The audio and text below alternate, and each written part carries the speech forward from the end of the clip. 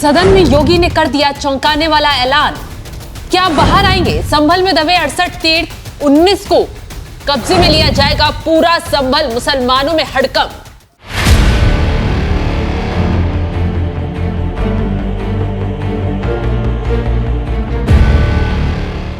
नमस्कार, आप देख रहे हैं एनएमएफ न्यूज में आपके साथ शबनम। 24 नवंबर को भड़की हिंसा के बाद संभल ने जो राज उगले उसने पूरी दुनिया को चौंका कर रख दिया। न सिर्फ शाही जमा मस्जिद पर बात चली, बल्कि खुदाई शुरू हुई, जमीन में दबा दिए गए हिंदुओं के आस्था के प्रतीक, चिन्ह, निशान सब निकलकर बाहर आ गए। जांच चल रही थी, इसी बीच सीएम योगी आदित्यनाथ ने पहली बार खुलकर संभल पर बड़ा बयान दिया है और इशारा कर दिया, जो हमारा है वो हमें मिल जाना चाहिए। अकेले संभल में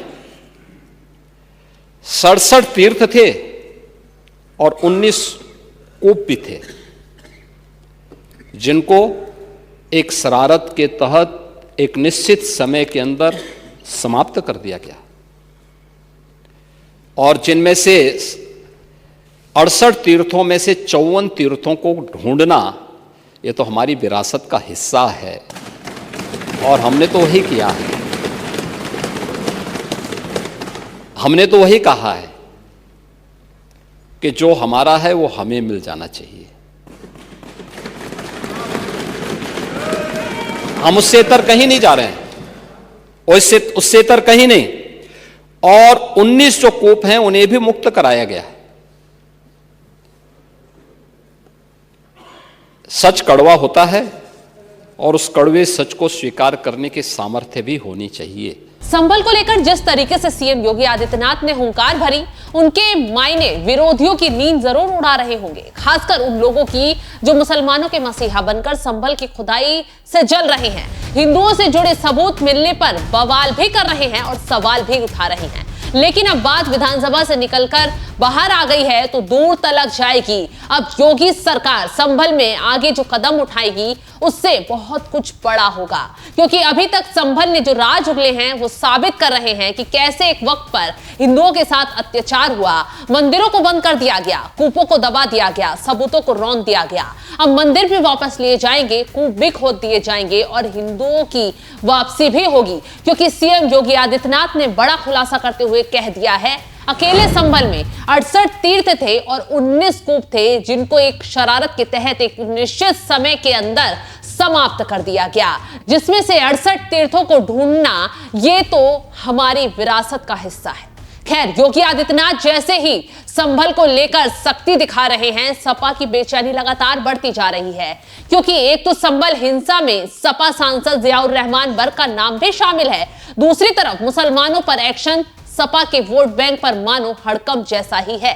यही वजह है कि जब शाही जमा मस्जिद में सर्वे हुआ तब भी सपा ने विरोध जताया और जब दंगाइयों पर एक्शन हुआ तब भी सपाई बवाल करते हुए नजर आए। अखिलेश यादव तक संभल में दंगाइयों पर हो रहे एक्शन को मुसलमानों के खिलाफ बताने बैठ गए, लेकिन अखिलेश यादव को ना तो दंगों से हुआ नुकसान दिखाई दे रहा है, ना ही घायल पुलिसकर्मी नजर आ रहे हैं और ना ही प्रशासन को चुनौती देने वाले बवाली दिखाई दे रहे हैं। बस माहौल बनाया और भड़काने बैठ गए। और जैसे ही योगी ने अब बयान दिया, वैसे ही विधानसभा में नेता प्रतिपक्ष योगी आदित्यनाथ पर ही वार करते हुए नजर आए, मुसलमानों के मसीहा बनने मैदान में उतर गए और आरोप लगाया इनकी नीयत मस्जिद में मंदिर खोजने की ही है।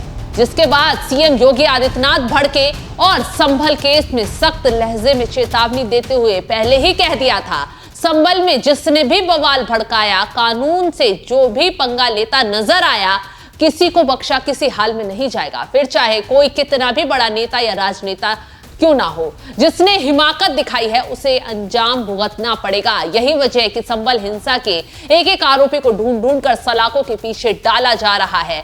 जिन्होंने हिंदुओं की जमीनों या मंदिरों पर कब्जा किया है उन्हें कानूनी पाठ भी पढ़ाया जा रहा है। यही वजह है कि विपक्ष की बेचैनी लगातार बढ़ रही है, क्योंकि सपा नेता जियाउर रहमान बर्क भी इस हिंसा के पीछे शामिल बताए जा रहे हैं। खैर, अभी तो जांच चल रही है और जांच के बाद और बड़ा खुलासा और एक्शन तेज हो सकता है। और जिस तरीके से योगी आदित्यनाथ ने संभल में तीर्थ स्थलों को लेकर बयान दिया है, उससे जल्द ही संभल में एक बड़ा एक्शन भी देखने को मिल सकता है। फिलहाल इस खबर पर आपकी राय क्या है, कमेंट कर जरूर बताएं।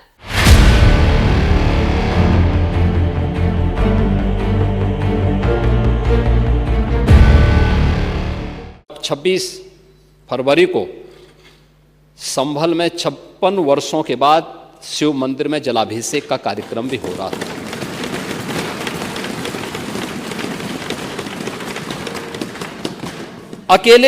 अकेले संभल में 67 तीर्थ थे और 19 कूप भी थे, जिनको एक शरारत के तहत एक निश्चित समय के अंदर समाप्त कर दिया गया, और जिनमें से 68 तीर्थों में से 54 तीर्थों को ढूंढना ये तो हमारी विरासत का हिस्सा है, और हमने तो वही किया है। हमने तो वही कहा है कि जो हमारा है वो हमें मिल जाना चाहिए। हम उससे इतर कहीं नहीं जा रहे हैं, उससे इतर कहीं नहीं।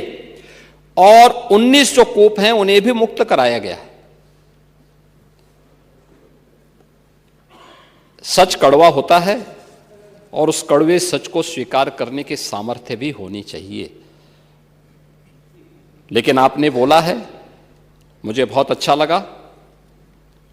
उपचुनाव की भी आपने चर्चा की, लेकिन आपके यहां तो चुनाव के एक्सपर्ट शिवपाल जी हैं।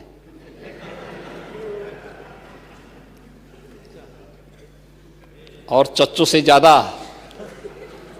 चुनाव कैसे जीते जाते हैं इसको कौन जान सकता है। ये तो हम लोगों ने भी देखा है, बहुत नजदीक से महसूस किया है। और इसीलिए अच्छा ही है, परोपदेश कुशल बहु तेरे, इसी को कहते हैं। ये दूसरों को उपदेश देते हैं आप लोग, लेकिन स्वयं उसको आचरण में उतारे होते तो संभवतः इतनी करारी हार नहीं होती, और 2027 में भी इतनी करारी हार नहीं होने वाली। 26 फरवरी को संभल में 56 वर्षों के बाद शिव मंदिर में जलाभिषेक का कार्यक्रम भी हो रहा था।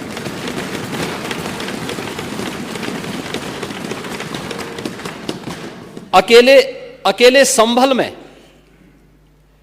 67 तीर्थ थे और 19 कूप भी थे, जिनको एक शरारत के तहत एक निश्चित समय के अंदर समाप्त कर दिया गया।